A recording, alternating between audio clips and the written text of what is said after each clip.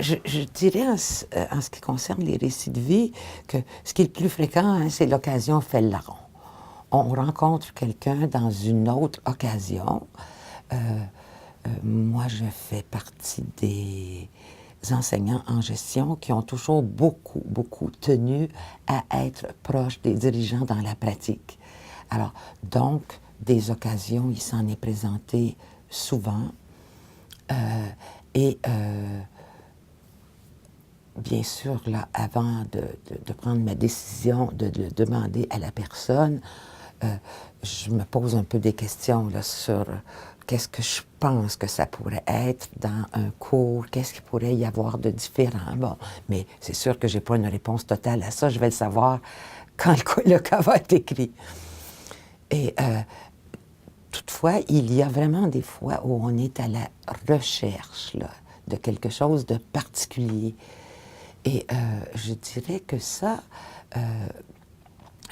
peut facilement être un téléphone à quelqu'un qu'on ne connaît pas. Disons quelqu'un sur qui je verrais un article dans le journal ou quelqu'un qui viendrait de faire une prouesse assez extraordinaire dans la gestion de son entreprise ou dans le lancement d'une entreprise.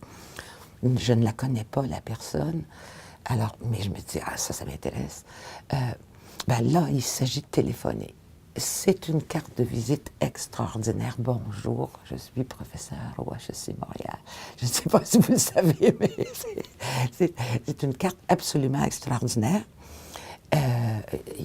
Les gens vont accepter de nous répondre alors qu'ils refusent à bien d'autres, simplement de recevoir notre appel. Bon, et bien sûr, les adjointes administratives aussi ont une bonne idée de la réputation des HEC, puis ils vont être un petit peu des bonnes vendeuses pour nous. Deuxièmement, professeur de leadership. Eh bien, hein? C'est pas comme... Pour mon cours sur les faillites, j'aimerais parler à Madame Untel. Alors, on a quand même beaucoup de chance. Et d'ailleurs, les étudiantes de MSC là, qui ont... ils en profitent aussi, hein, parce que étudiants au HEC, cours de leadership, c'est bien. Et bon, habituellement, on demande un premier rendez-vous, puis là, les personnes nous disent « Est-ce que je vais avoir quelque chose à préparer? » C'est un prof, là. Non, on va se parler comme ça. Et généralement, l'entretien dure plus longtemps que prévu. C'est le leader qui ne veut pas s'arrêter.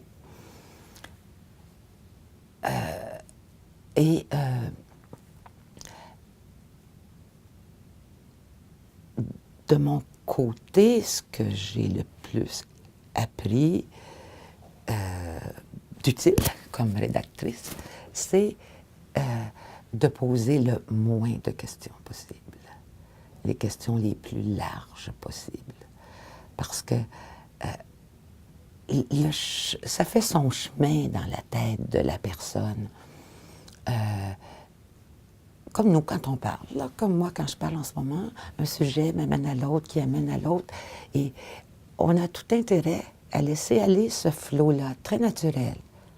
Maintenant, la rédaction du cas, c'est autre chose. Là, on veut faire un texte qui se tient lui-même, qui est intéressant à lire. Alors, c'est bien distinct. C'est pas copier les entrevues, hein, absolument pas. On bâtit un texte qu'on fait ensuite approuver par la personne, donc pour qu'elle reconnaisse que même là, si ce n'est pas une copie, ça rend bien justice. Et les gens nous font corriger des choses. Et ce qui est amusant, c'est que souvent, ils nous font corriger des choses très, très petites, comme la couleur de leurs yeux, des choses comme ça. Ce qui est merveilleux pour nous, parce que parfois, il y a des sections beaucoup plus difficiles, beaucoup plus dangereuses, entre guillemets. Puis on dit, il ne nous laissera jamais garder ça. Pas un mot là-dessus. Ça porte sur des petites choses. Un gros obstacle, cependant, puis ça, je ne sais trop comment faire, ce sont les personnes qui ont une direction des relations publiques forte au sein de leur entreprise. Parce que là, s'il y a un obstacle, c'est là qu'il va avoir lieu. Parce qu'ils ne voudront pas, ils vont convaincre la personne qui nous a parlé que ça n'est pas en ligne avec les orientations de communication au sujet de la personne qui dirige cette année ou l'an prochain. Et moi, je l'ai vécu au moins 3 fois. Et je trouvais ça tragique, moi, parce que je prenais ça à cœur. Puis, c'était des heures de travail, et pour la personne, et pour moi. Et puis, à la poubelle, entre guillemets, parce que la direction des relations publiques n'en veut pas de ça. Alors que le leader lui-même, lui, est tout à fait à l'aise avec ça. Il a fait ses corrections, il est content. Il fait une copie pour sa mère, d'habitude, puis pour ses enfants, pour sa femme. Mais l'obstacle, c'est pour ça que, malheureusement, dans certains cas, puis il y en a des cas comme ça à l'école des HEC, il faut attendre que la personne soit à la retraite pour pouvoir réaliser un vrai bon récit de vie au sujet de cette personne-là. Mais on ne peut pas jouer le jeu des relations publiques, là, d'écrire sur mesure une histoire, ce que moi j'appelle passer à l'eau de Javel. Tu sais, il y a beaucoup de gens là, qui veulent que ça soit parfait, les chefs et tout ça.